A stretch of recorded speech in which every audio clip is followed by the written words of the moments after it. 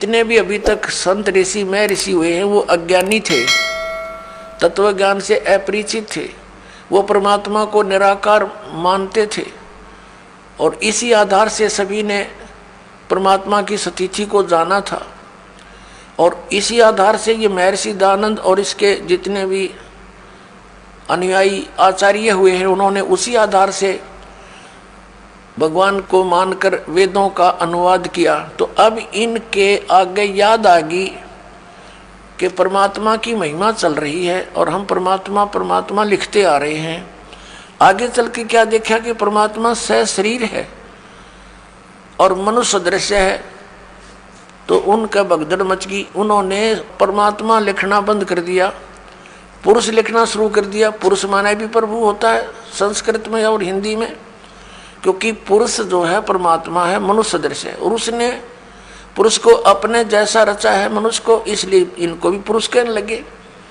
तो यहाँ इन्होंने थोड़ी सी अपनी जो चतुरता दिखाई है कि कोई समझ ना ले कि भगवान साकार है। देखो ऋग्वेद मंडल नंबर 9 और सूक्त 1 और मंत्र नंबर 6 तक तो इन्होंने ठीक लिख दिया, हे परमात्मा की महिमा है। और 7 में गड़बड़ शुरू कर दी। उस पुरुष को जो ऊपर चलता रहा भगवान, उसको पुरुष लिख दिया, यहाँ लिखना था उस परमात्मा को। आगे देखो 8 में भी यही कर दिया, उस पुरुष को, उस परमात्मा को उग्र गतियां प्रेरणा करती हैं और भासमान शरीर को, तेजोमय शरीर को, सुंदर शरीर को वह पुरुष वो परमात्मा प्राप्त होता है अपने आत्माओं। ये स्पष्ट हो गया कि परमात्मा साकार है, शरीर है और वो शरीर को प्राप्त होता, शरीर तो है ही उसका, यहाँ प्रकट होता तो हमें दिखता है कि वो हमें प्राप्त हुआ। वो अव्यक्त है, अव्यक्त मीन निराकार नहीं होता। अब पुरुष माने क्या होता है ये देखिए, इस महर्षि के ही अनुवाद में दिखाते हैं आपको, दयानंद के अनुवाद में। ये है यजुर्वेद है, ये प्रकाशक वही सार्वदेशी कार्य प्रतिनिधि सभा 2/5 महर्षि दयानंद भवन रामलीला मैदान नई दिल्ली। ये दयानंद सरस्वती द्वारा कृत है, ये अनुवाद किया है इसका और ये मुद्रक वही है। अब यजुर्वेद के अंतिम अध्याय का अंतिम मंत्र में इसने स्वयं लिखा पुरुष माने परमात्मा। ये देखो ये यजुर्वेद है वही भाषा भाष्यम 4400 अध्याय 40वां अध्याय मंत्र नंबर 17। इसके अंदर ये पुरुष शब्द है, पुरुष, इसका अर्थ इन पुरुष माने पूर्ण परमात्मा। बस इतना ही लेना हमने, पुरुष माने क्या होता है, पूर्ण परमात्मा। अब हम फिर आते हैं उसी ऋग्वेद पर, वहां से सिर्फ इतना ही लिया हमने, ये वही ऋग्वेद पर आगे हम।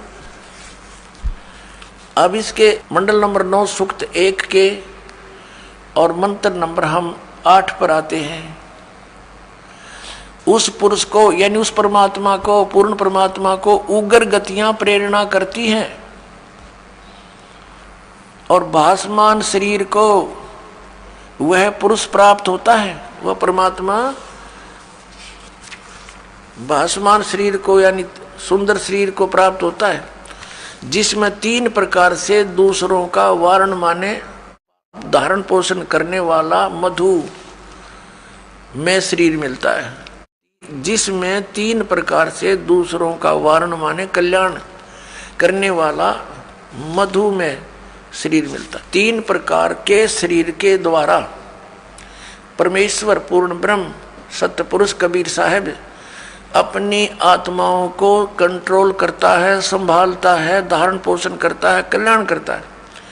एक शरीर से एक रूप में परमात्मा वहाँ स्थिर रहते हैं सतलोक में और सिंहासन में बहुत बड़े गुम्बज के अंदर विराजमान है।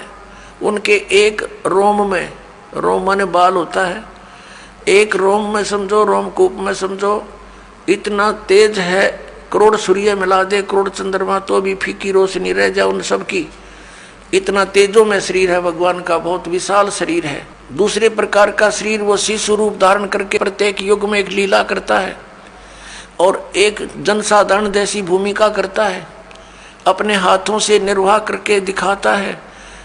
और ये सिद्ध करने के लिए कि परमात्मा पाने के लिए विशेष आडंबर और घने धन की आवश्यकता नहीं है। गरीब से गरीब व्यक्ति भी सतभक्ति करके मोक्ष प्राप्ति कर सकता है।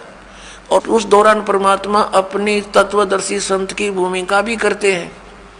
और तीसरे प्रकार की उनके शरीर की जो अन्य शरीर धारण करके परमात्मा रूप बनाकर रूपांतर करके आते हैं, वो एक जिंदा महात्मा यानी संत का रूप धारण करके आते हैं।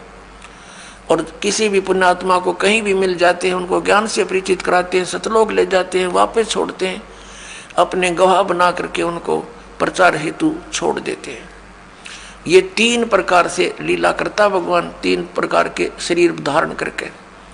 तो उसकी बताई अब कहा, तो शिशु रूप में जब परमात्मा यहाँ प्रकट होते हैं तो उनकी परवरिश की लीला कुंवारी गायों के द्वारा होती है। ये वेद भी गवाही दे रहे हैं और वो प्रैक्टिकल परमात्मा ने 600 वर्ष पहले कर ही रखा। तो अब समझ में आ जाएगा who is God, Kabir is God. या देखिएगा, ये ऋग्वेद मंडल नंबर 9 सूक्त 1 मंत्र 8 हमने पढ़ लिया, अब 9वां पढ़ेंगे।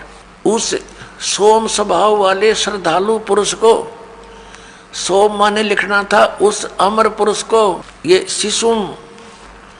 शिशुम यानी कुमार अवस्था में ही सब प्रकार से अभी अदन्या अहिंसनीय, धेनु माने गौवें तृप्त करती हैं। अब इन्होंने परमात्मा ने इनके कर कमलों से शुक्र है थोड़ा बहुत ठीक लिखवा दिया, ना तो कति अड़ंगा भी कर सकते थे। अभी अदन्या, अदन्या माने बिल्कुल बिना दनाई। जैसे दास बचपन से अपने गांव में सुना करते थे, कहते थे ये गायें बिना धनाई है, तो उसको संस्कृत में अधन्या, अधन्या बिना धनाई, यानी जिसने गर्भ धारण ना किया, यानी बिना धनाई है ये।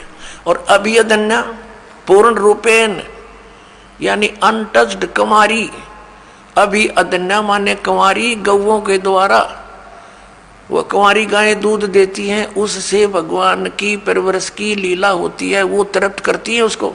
ये देखना ऋग्वेद मंडल नंबर 9 सूक्त 1 मंत्र 9 में उस शिशु रूपधारी अमर पुरुष को, ये कहना चाहिए था, लिखना चाहिए था, उस शिशु रूप में प्रगट परमात्मा को सब प्रकार से, अधन्या माने सब प्रकार से बिना धनाई, यानी अभी अधन्या पूर्ण रूपेण अनटच्ड, धेनव माने गौवें तृप्त करती हैं, उनकी परवरिश की लीला उनसे होती है। बोलो सतगुरुदेव की जय।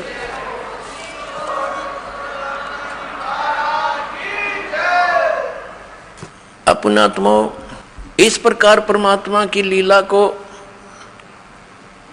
और परमाणु को देखकर हम बहुत आसानी से समझ सकते हैं कि कौन है वो सुप्रीम गॉड, वो सर्वशक्तिमान परमात्मा कौन है। वो उत्तम पुरुष है तो अन्य है, वो कौन है। तो वो कबीर देव है, वो कबीर साहब है जो बनारस में काशी में धानक रूप जुलाहे रूप में लीला की और अपने तत्व ज्ञान का प्रचार किया, अच्छी आत्माओं से मिले, उनको भी परमात्मा से परिचित करवाया। किन किन को मिले, अब वेद में थोड़ा सा और हिंट देते हैं आपको कि वो परमात्मा अन्य रूप में भी, जैसे साधु रूप बनाया और कहीं भी प्रकट हो गए, किसी पुण्यात्मा को मिले, उनको सत्य से परिचित कराया और फिर उस महापुरुष ने फिर परमात्मा के गुण उस परमात्मा द्वारा दिए गए ज्ञान के अनुसार सब जगह गाए। ऋग्वेद में थोड़ा सा हिंट और देते हैं आपको, यही ऋग्वेद, इसमें 3-4 श्लोक और दिखाते मंत्र आपको, फिर का सत्संग प्रारंभ होगा, ये भूमिका बनाई जा रही है। देखिएगा ऋग्वेद वही मंडल नंबर 9-10, प्रकाशक है सार्वदेशिक आर्य प्रतिनिधि सभा, महर्षि दान भवन, रामलीला मैदान, नई दिल्ली। और महर्षि दान सरस्वती कृत, मुद्रक है Prince offset printers 1510 Pataudi house Daryaganj नई दिल्ली।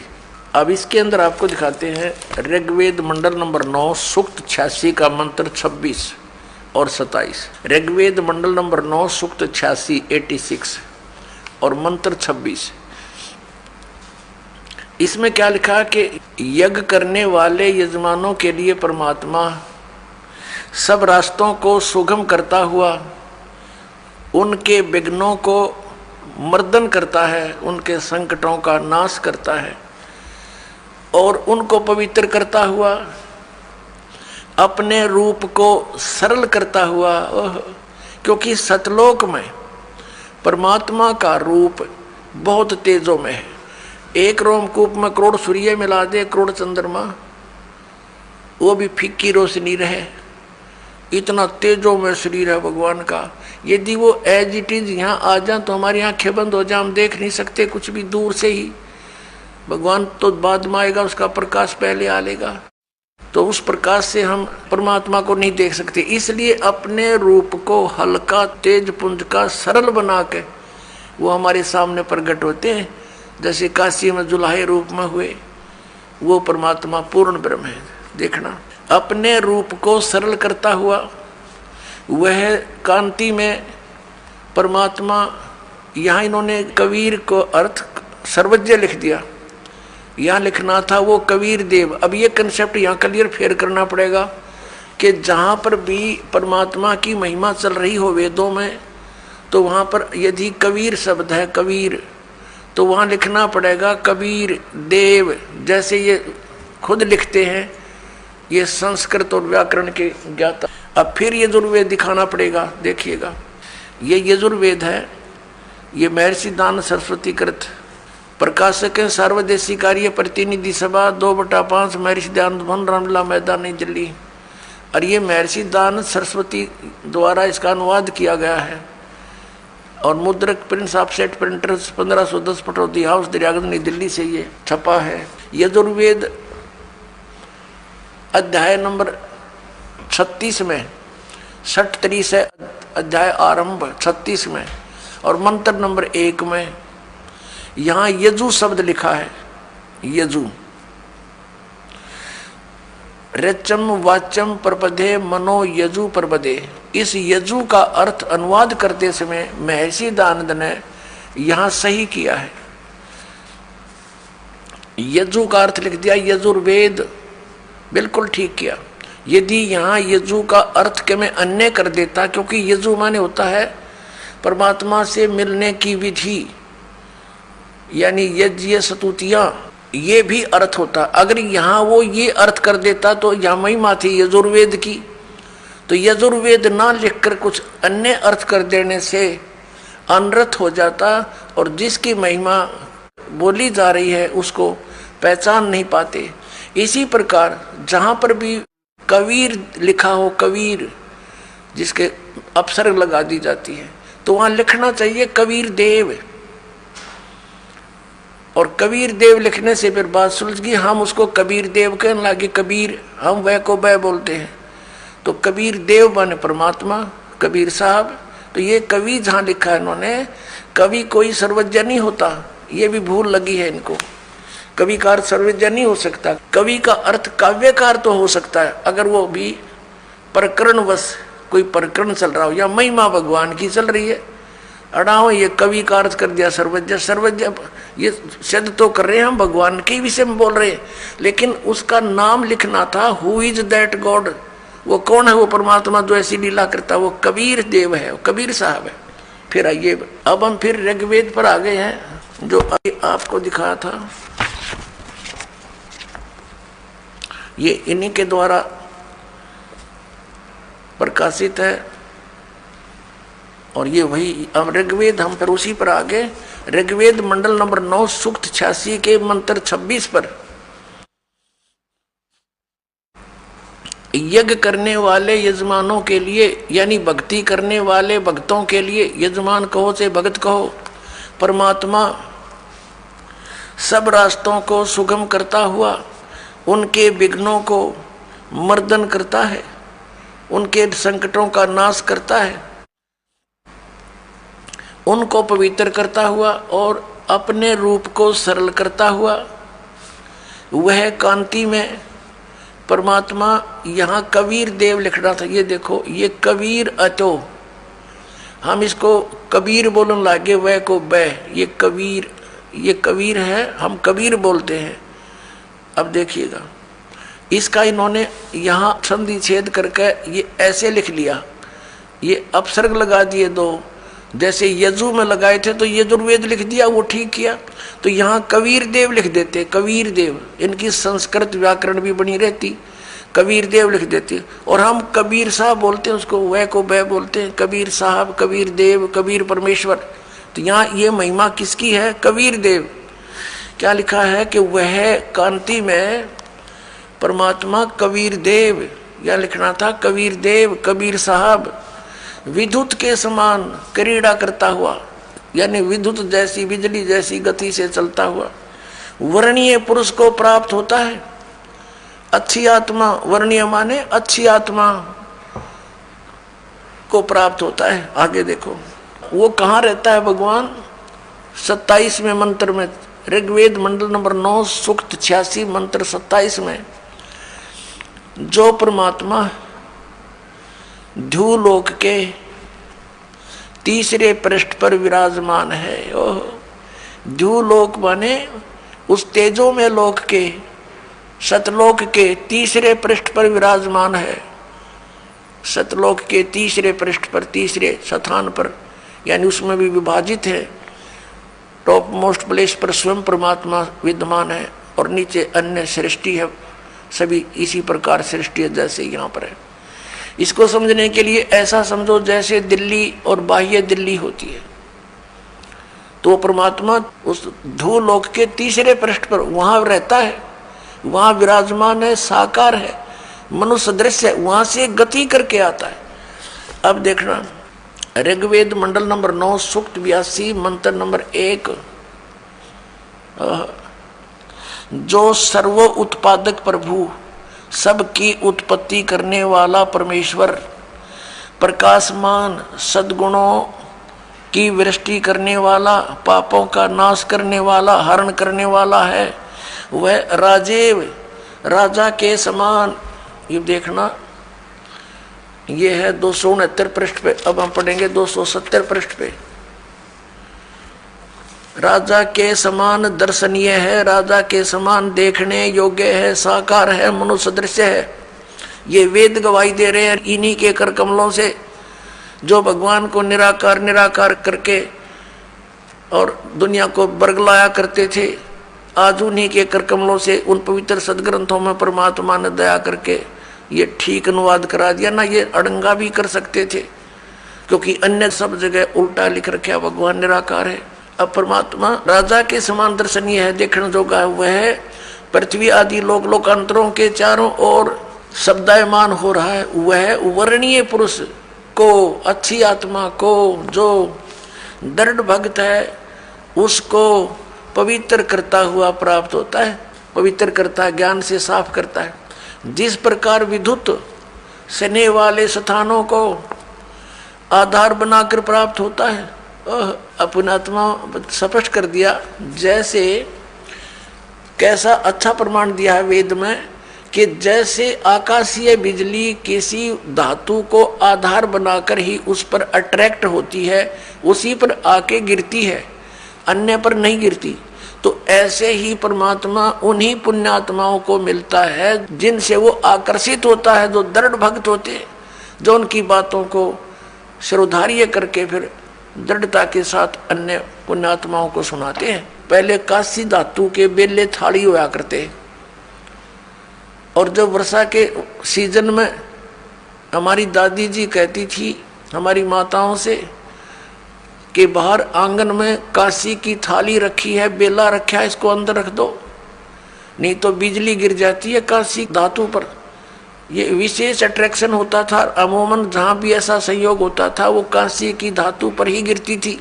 कहने का भाव ये है कि वेद ने ये प्रमाणित किया है, एक एग्जाम्पल दिया है कि वो परमात्मा उन पुण्यात्माओं पर ऐसे अट्रैक्ट होता है, उन्हीं को ही मिलेगा वो जो दृढ़ भक्त होते हैं। जैसे आकाशीय बिजली, आकाशीय विद्युत अपने उस धातु पर ही गिरती है, उसको आधार बनाकर ही नीचे आती है।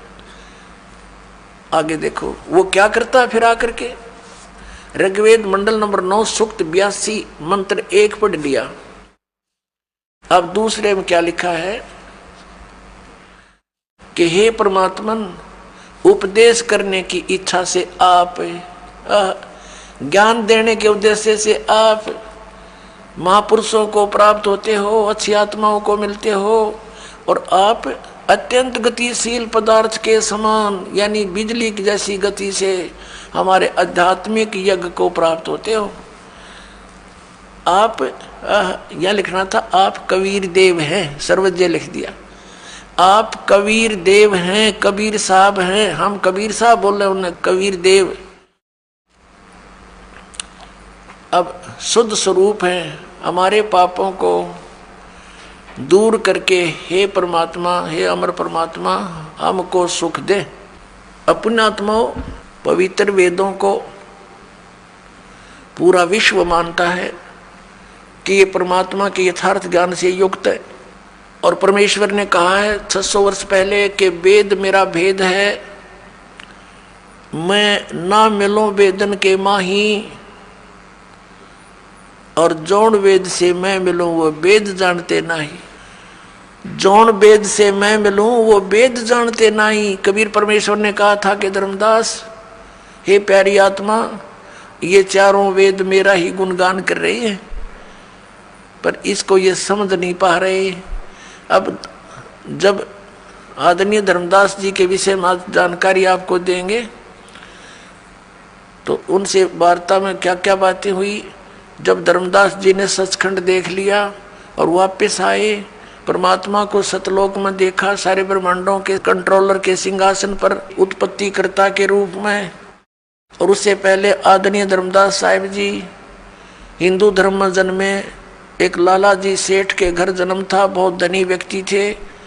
वो भगवान श्री राम श्री कृष्ण जी पर आसक्त थे, इन्हीं को सुप्रीम पावर माना करते थे, क्योंकि हमारे आदरणीय शंकराचार्यों ने यही ज्ञान फीड कर रखा था पवित्र हिंदू धर्म के पुण्यात्माओं में कि राम और श्री कृष्ण ये सुप्रीम पावर हैं, ब्रह्मा विष्णु महेश ये अजर अमर हैं। विशेषकर विष्णु और शंकर जी को ये अजर अमर कहा करते थे, इनके कोई माता पिता नहीं है।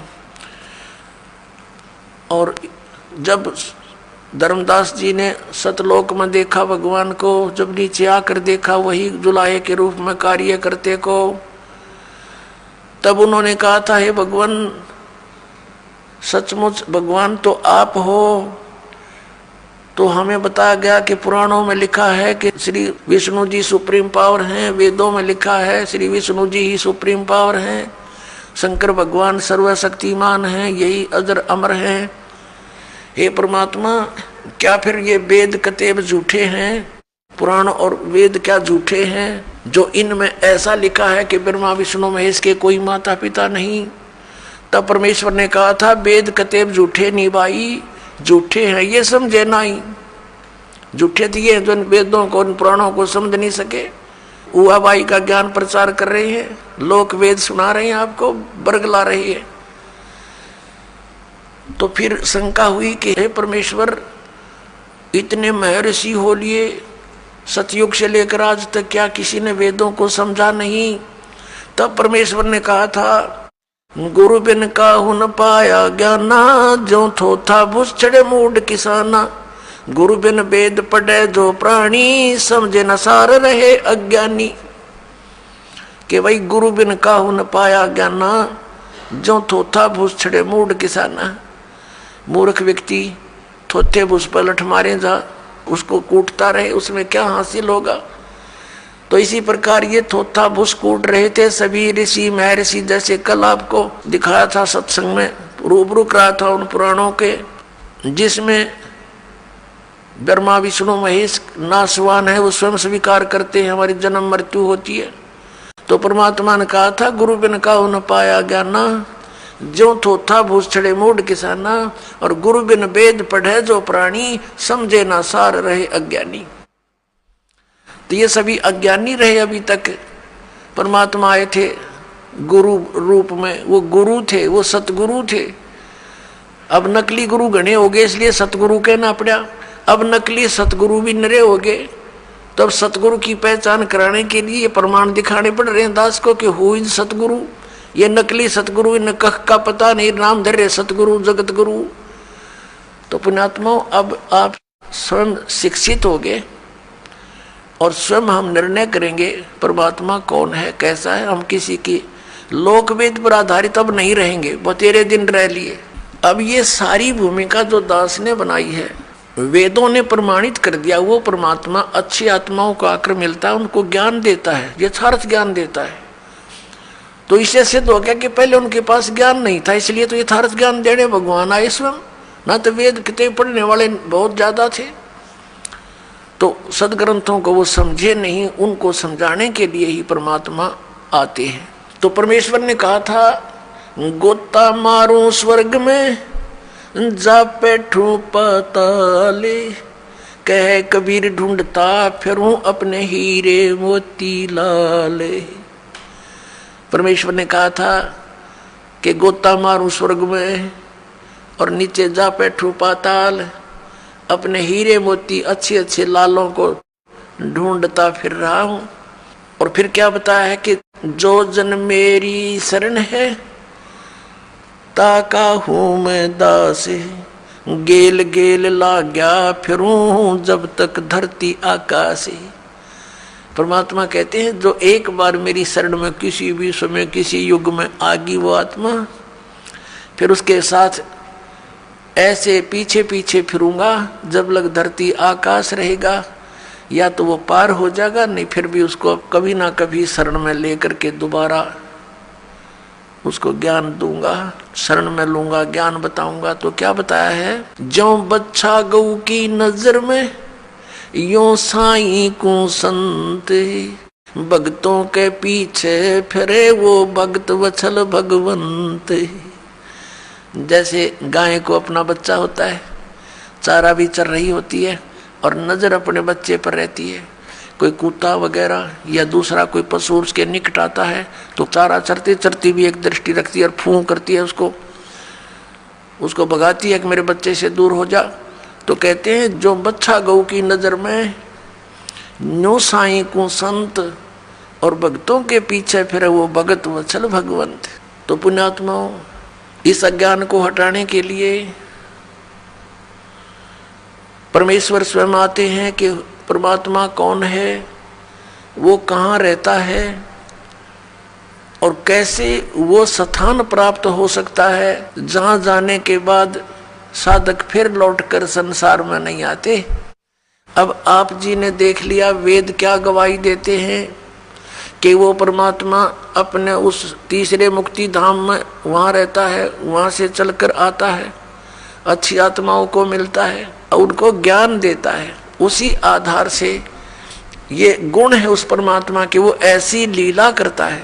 उसी लीला के अंतर्गत कलयुग के अंदर वो परमेश्वर किन किन महान आत्माओं को मिले। आदरणीय धर्मदास साहिब जी बांधवगढ़ वाले को, आदरणीय मलुकदास जी, आदरणीय नानक साहिब जी सिख धर्म के प्रवर्तक को, आदरणीय दादू साहिब जी, आदरणीय गरीबदास साहिब जी गांव छुड़ाने जिला झज्जर हरियाणा वाले को,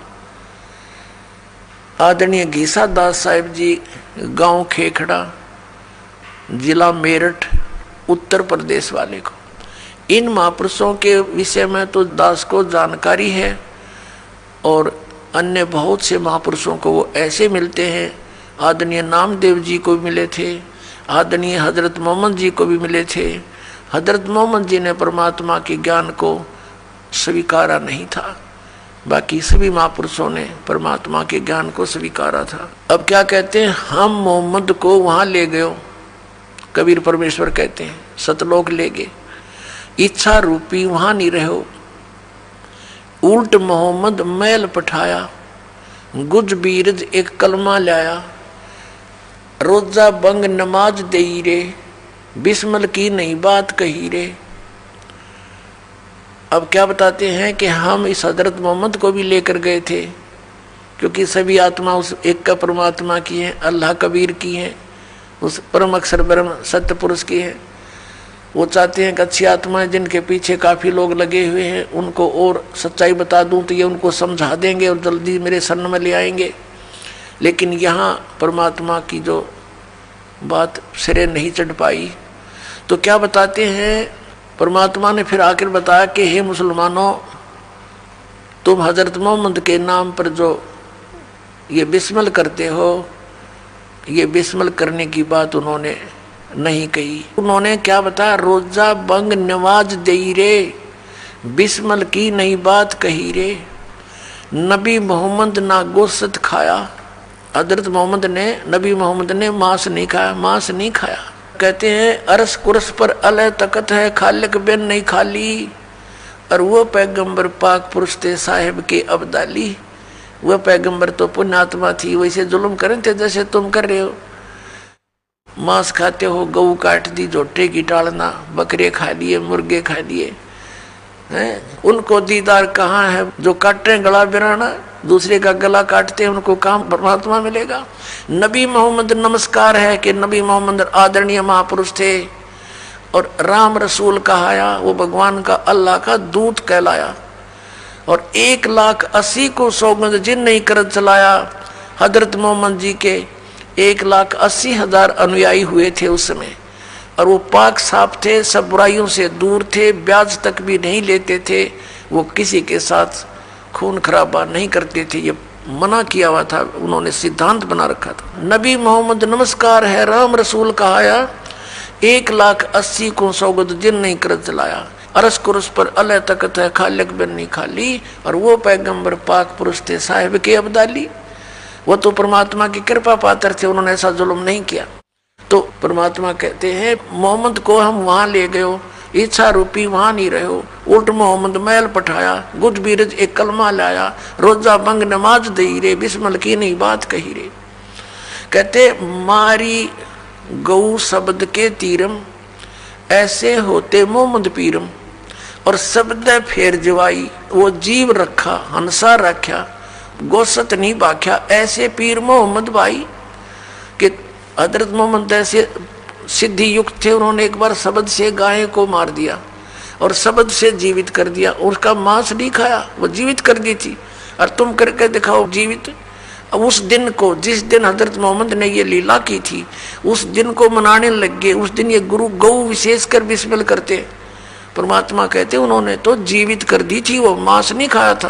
फिर क्या बताते हैं परमात्मा कहते हैं एक समय हजरत मोहम्मद जी ने वचन से गऊ मार दी और जीवित नहीं हो पाई, क्योंकि जो सिद्धियां प्राप्त हुई थी भगवान से, वो उसकी 1-2 करामात दिखाने से फेल होगी। तो कहते फिर हम मोहम्मद याद किया रे। परमात्मा कहते हैं फिर हजरत मोहम्मद ने मुझे याद किया। जब ये जीव अपने सामर्थ्य से हार लेता है तो परमात्मा को याद करता। जब हम मोहम्मद याद किया रे और शब्द स्वरूपी हम बेग गया रे, मुई गऊ हमने बेग जवाई, तब मोहम्मद का निश्चय आई। तुम कबीर अल्लाह दरवेशा, और मोहम्मद का फिर गया अंदेशा। हजरत मोहम्मद से जब गाय जीवित नहीं हुई तब कहते हैं हम अल्लाह अकबर को पुकारा, तो शब्द स्वरूपी हम बेग गया रे। हम तुरंत गए, लेकिन अन्य को दिखाई नहीं दे रहे थे, हजरत मोहम्मद को दिखाई दे रहे थे। और वो गाय हमने जीवित कर दी, तो सामने खड़े लोगों को यही भ्रम रहा कि हजरत मोहम्मद जी ने गाय फिर जीवित कर दी। लेकिन उस दिन हजरत मोहम्मद के ये विश्वास हुआ कि अल्लाह अकबर, कि अल्लाह कबीर ही है। अब उस अल्लाह अकबर को मुसलमान जानते नहीं, पहचानते नहीं, कौन है वो अल्लाह अकबर, कौन है वो अल्लाह कबीर। इसी प्रकार झांकी वे कबीर की नानक की तीवा, वह सिक्का का गल पड़ी कौन छुटावे था। सतलोक के अंदर नानक साहब जी को परमात्मा लेकर गए थे, वहां जाकर देखा कबीर साहब की झांकी नजारा सतलोक का। फिर उसमें काशी के अंदर एक धानक रूप में, जुलाए रूप में कार्य करते देखा। फिर कहा था वाहे गुरु वाहे गुरु वाहे गुरु, वो ये तो वो गुरु है, वाह गुरु वाह वाह वाह, माने वाह, धन्य धन्य, ये तो सच्चा सचमुच पूर्ण गुरु है। अब सिखों को पता नहीं कि वो आदरणीय नानक साहिब जी ने किसको कहा था वाहे गुरु। तो ये सारा ज्ञान अब आपके रूबरू होगा और सब मानव इसको समझेगा और फिर सच्चाई को ग्रहण करेगा, क्योंकि हम भगवान के लिए भटक रहे हैं। अब हम अपने प्रसंग पर आते हैं कि वो परमात्मा अपने गुणानुसार अपने जो लीला करता उसके अनुसार पुण्यात्माओं को मिलते हैं। आदरणीय धर्मदास साहिब जी को मिले, जैसे दास जी ने आधा दर्जन पुण्यात्माओं के शुभ नाम आपके रूबरू किए। उनमें से आदरणीय धर्मदास साहिब जी बांधवगढ़ मध्य प्रदेश के रहने वाले थे। बहुत बड़े सेठ थे, एक रूपदास नाम के गुरु बना रखे थे, और जैसा भी ज्ञान इन शंकराचार्य जियों ने हमें दे रखा है उसके आधार से श्री राम, श्री कृष्ण, विष्णु और शंकर भगवान को सर्वेश्वर महेश्वर मानकर पूजा किया करते थे। एकादशी का व्रत और 68 तीर्थों पर जाना अनिवार्य बता रखा था। उसी ज्ञान से प्रेरित वो पुण्यात्मा आदरणीय धर्मदास साहिब जी तीर्थ करते हुए बांधवगढ़ से पैदल चले और मथुरा में पहुंच गए, वृंदावन मथुरा। और जहां पर श्री कृष्ण जी गौओं को पानी पिलाया करते थे, स्वयं भी उसमें नहाया करते थे, क्योंकि पहले तालाबों से ही स्वयं भी पीते थे और पशु भी उसी में पीते थे, उसी में नहाते थे। बड़े सरोवर हुआ करते थे तो वो कोई हानि नहीं करते थे। अब उस सरोवर में स्नान करने के लिए अपने गुरुजी के द्वारा बताए गए भक्ति मार्ग के आधार से मथुरा में पहुंच गए। उस जोड़ में नहाए, तालाब में स्नान किया और बाहर आकर के कुछ स्थान लिपया, गाय के गोबर और मिट्टी मिला करके कुछ पवित्र बनाया स्थान। उस पर बैठकर अपना नित्य कर्म करने लगे, जो भी उनके गुरुदेव ने बता रखा था। उसमें पहले तो शालिग्राम की पूजा की, भगवान विष्णु की मूर्ति की, उसकी पूजा की, उसको नवाया दवाया, खूब सुथरे नए कपड़े पहना दिए मूर्ति को। भगवान विष्णु की मूर्ति ठाकुर जी बोलते हैं उसको।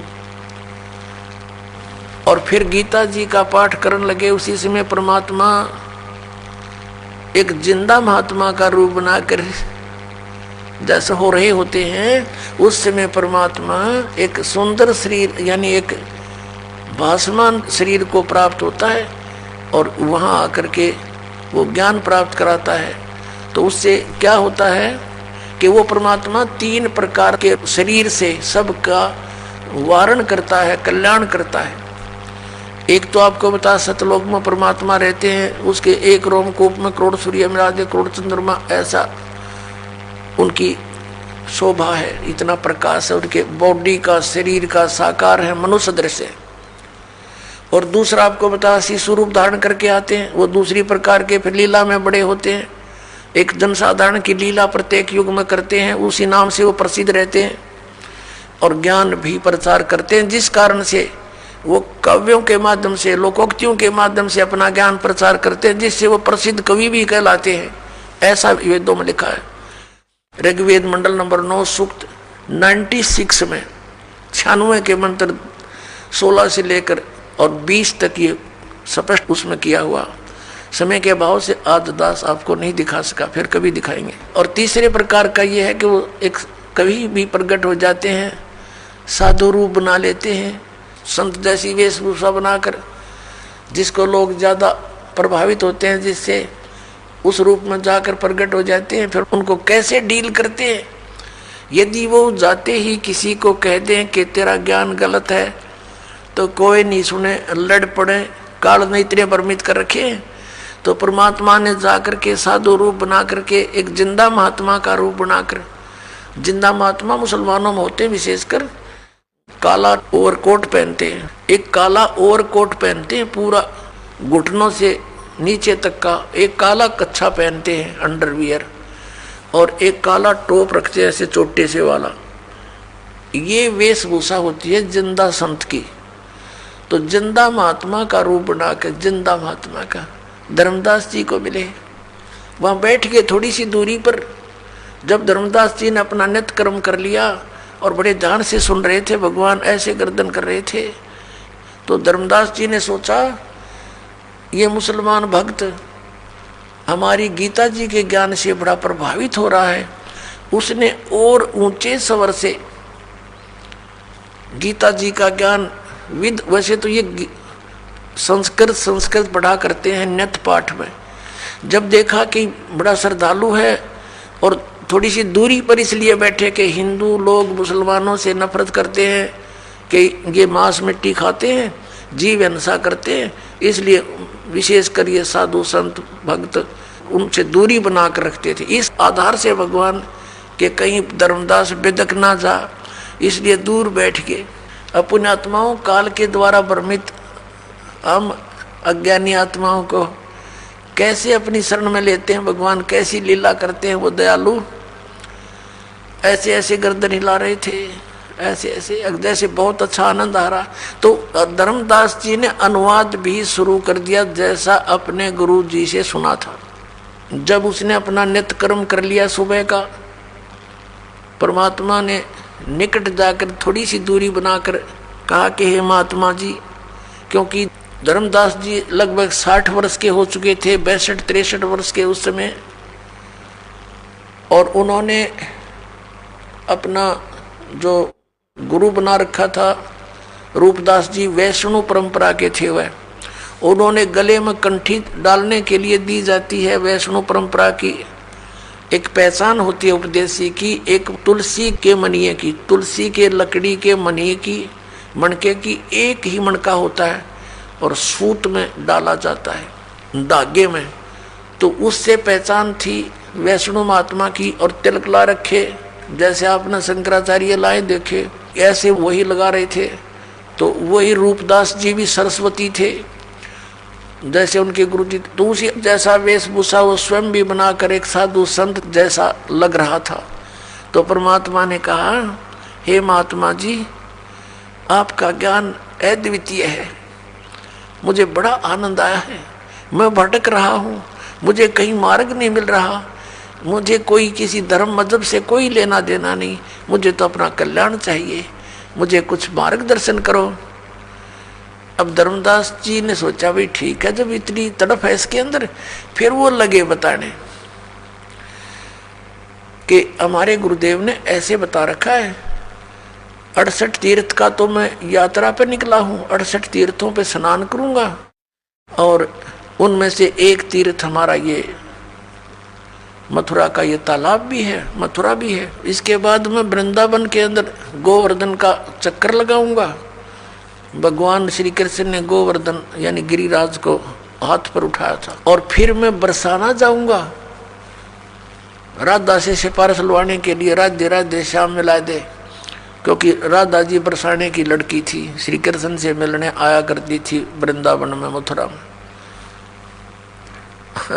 अब राधा ही मुश्किल से मिल पाया करती किधर वो पीठ के भगवान श्री कृष्ण थे, और ये सिफारिश लुआन जाओ राधा थे, वह राधा ने कृष्ण देखी से बोले आदमी ऐसे भ्रमित कर रखे, राधे राधे श्याम मिला दे, राधे श्याम मिलाओगी जब वो श्याम मिलेगा, और वो श्याम मिल भी गया तो के किला टूटेगा। हमारे वेद बतावे, गीता बतावे कि इन भगवान से मोक्ष नहीं। और परमेश्वर कबीर जी ने कहा था, गुण तीनों की भक्ति में ये भूल पड़ो संसार, कह कबीर निज नाम बिना कैसे उतरो पार। तीन देव की जो करते भक्ति, उनकी कबू ना हो वह मुक्ति। अब धर्मदास जी बता रहे हैं।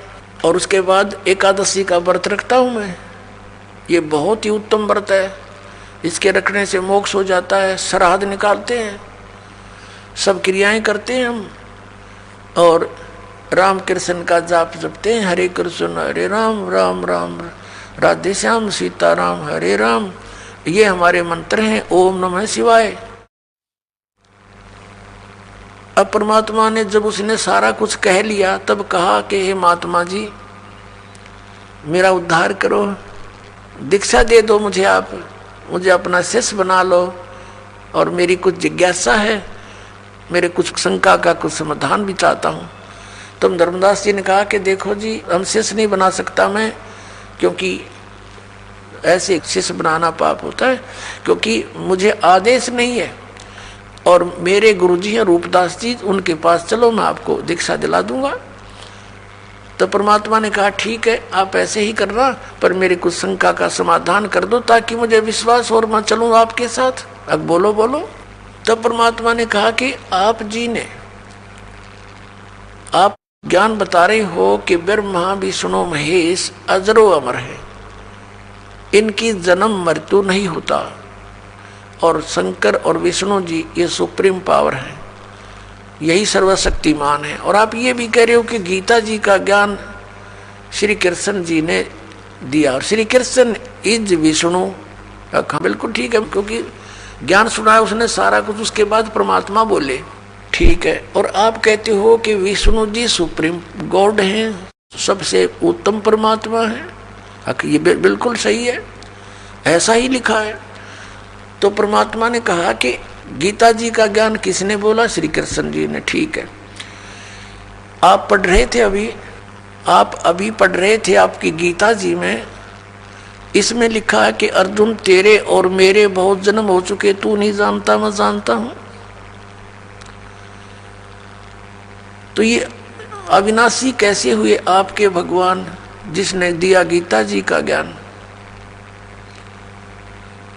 पुणात्माओं, श्रीमद् भगवद गीता अध्याय नंबर 2 के श्लोक 12 में, श्रीमद् भगवद गीता अध्याय नंबर 4 के श्लोक 5 और 9 में, अध्याय नंबर 10 श्लोक 2 में गीता ज्ञानदाता स्वीकारता है कि मेरे जन्म और मृत्यु होते हैं, अर्जुन तेरे भी होते हैं, मेरे भी होते हैं। तो इससे सिद्ध हुआ कि अविनाशी कहाँ हुआ? नाशवान है।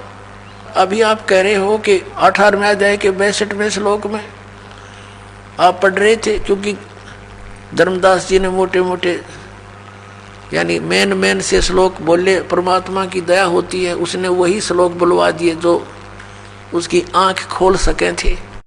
तो परमात्मा ने कहा कि अभी आपने गीता जी में बताया कि हे अर्जुन 18वें अध्याय के 62वें श्लोक में प्रमाण है, तो सर्वभाव से उस परमेश्वर की शरण में जा, उसकी कृपा से तो परम शांति को, सनातन परम धाम को प्राप्त होगा। तो वो भगवान कौन है? और गीता जी अध्याय नंबर 15 के श्लोक 4 में कहा कि तत्वदर्शी संत की प्राप्ति के उपरांत परमेश्वर के उस परम पद की खोज करनी चाहिए, जहाँ जाने के बाद साधक फिर लौटकर संसार में कभी नहीं आते। और जिस परमेश्वर ने सारे ब्रह्मांडों की रचना की है, केवल उसी की भक्ति करो।